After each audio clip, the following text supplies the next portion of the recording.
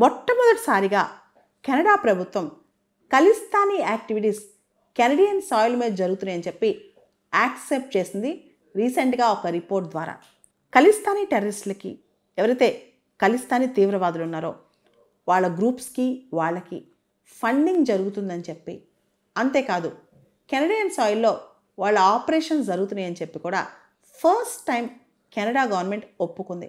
గత సంవత్సరం వరకు కూడా కెనడాలో జస్టిన్ ట్రూడో ప్రభుత్వం ఏదైతే ఉందో భారతదేశం పైన చాలా అభియోగాలు వేసింది. అక్కడ చనిపోయిన ఖలిస్తానీ ఉగ్రవాది నిర్జర్ హత్యలో భారత్ హస్తం ఉందని చెప్పి అప్పుడు ట్రూడో బాహాటంగానే చెప్పారనమాట. మనకు తెలుసు జస్టిన్ ట్రూడో ప్రభుత్వం అప్పట్లో కోయిలిషన్ ప్రభుత్వం అనమాట. ఆయనకి జగ్మిత్ సింగ్ ఎవరైతే ఉన్నారో ఆ లీడర్, జస్టిన్ ట్రూడో ప్రభుత్వం అక్కడున్న సిక్కుల పార్టీ, చిన్న మైనారిటీ పార్టీ అయినా సరే వాళ్ళ కోయిలిషన్ సపోర్ట్ ఉండేదన్నమాట. ఆ లీడర్ జగ్మిత్ సింగ్ సపోర్ట్ కోసం జస్టిన్ ట్రూడో భారతదేశం పైన చాలా అభియోగాలు వేశారు. అంటే ఇంటర్నల్గా తన ప్రభుత్వాన్ని స్టేబుల్గా ఉంచుకోవడం కోసం, తన కోయిలిషన్ పార్ట్నర్స్ని హ్యాపీ చేయడం కోసం ఆయన భారతదేశం పైన అభియోగాలు వేశారు. అయితే ఇప్పుడు కెనడియన్ ప్రధాని మార్క్ కార్నీ ప్రభుత్వం మాత్రం కాస్త ప్రాక్టికల్గానే ఉంది. భారతదేశం విషయంలో కాస్త డిప్లొమాటిక్గానే వ్యవహరిస్తుంది. ఇండియా పైన అన్నెసరీ కామెంట్స్, అన్నెసరీ బ్లేమ్స్ వేయట్లేదన్నమాట. ఈ దిశగా ఉన్నప్పుడు రీసెంట్గా కెనడాలో ఒక రిపోర్ట్ రిలీజ్ అయింది.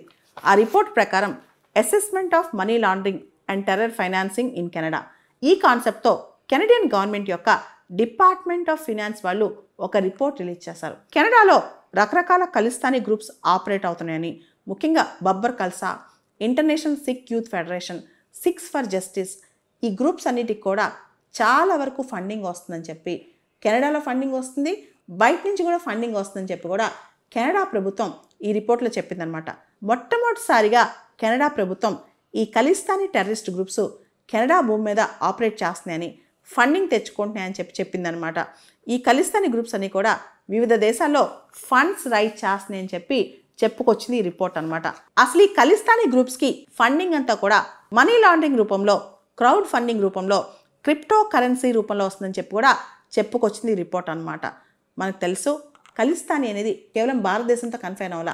కెనడా కావచ్చు, యూకే కావచ్చు, ఆస్ట్రేలియా, యుఎస్ఏ, ఇలా చాలా దేశాల్లో ఖలిస్తానీ సింపథైజర్స్ కూడా ఉన్నారనమాట.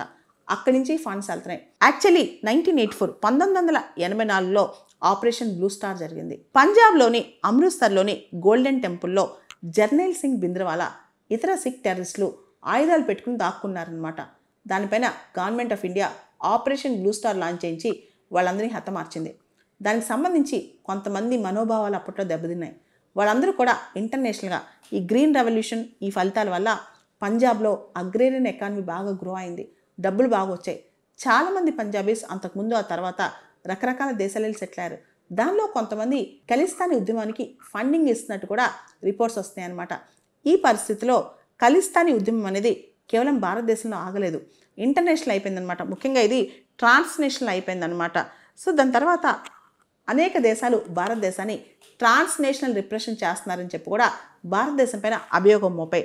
అంటే మన జాతి ప్రయోజనాలు కానీ, జాతి భద్రత కానీ దెబ్బతినే అవకాశం ఉన్నప్పుడు ఆ థ్రెట్ని ఎదుర్కొనేందుకు మన దేశంలోనే కాదు ఇతర దేశాల్లో కూడా మన ఆపరేషన్ కొనసాగిస్తున్నామని చెప్పి వాళ్ళు అభియోగాలు వ్యక్తం చేశారు. అయితే భారతదేశం మాత్రం దీన్ని కండెమ్ చేసింది, తోసిపుచ్చింది. నిర్జర్ హత్యతో కానీ మిగతా వాటితో సంబంధం లేదని కూడా చెప్పిందనమాట. ఇప్పుడిప్పుడే భారత్ కెనడా సంబంధాలు మళ్ళా మెరుగుపడుతున్నాయి. ఈ టైంలో కెనడా దేశం నుంచి, కెనడియన్ సాయిల్ నుంచి మరియు అక్కడ ఫండింగ్ ఇతర దేశాల నుంచి కెనడాకి ఖలిస్తానీ ఉగ్రవాద గ్రూప్స్కి ఫండింగ్ వస్తుందని ఈ రిపోర్ట్ రావడం అనేది భారతదేశ వాదనను బలపరిచినట్లయింది అంతర్జాతీయంగా. అంటే అక్కడ నిజంగానే ఈ Khalistani terrorist groups anti India activities చేస్తున్నాయని చెప్పి ఇప్పుడు డైరెక్ట్గానే ఒక రిపోర్ట్ వచ్చిందనమాట. భారతదేశం ఏదైతే చెప్తుందో కెనడా నుంచి ఇవన్నీ ఆపరేట్ అవుతున్నాయి, చాలామంది అక్కడ కాన్సన్ట్రేట్ అయ్యి ఆపరేట్ చేస్తున్నారని భారతదేశం ఎప్పటి నుంచి ఏదైతే అంటుందో అది ఇప్పుడు నిజం అని చెప్పి అర్థమైంది.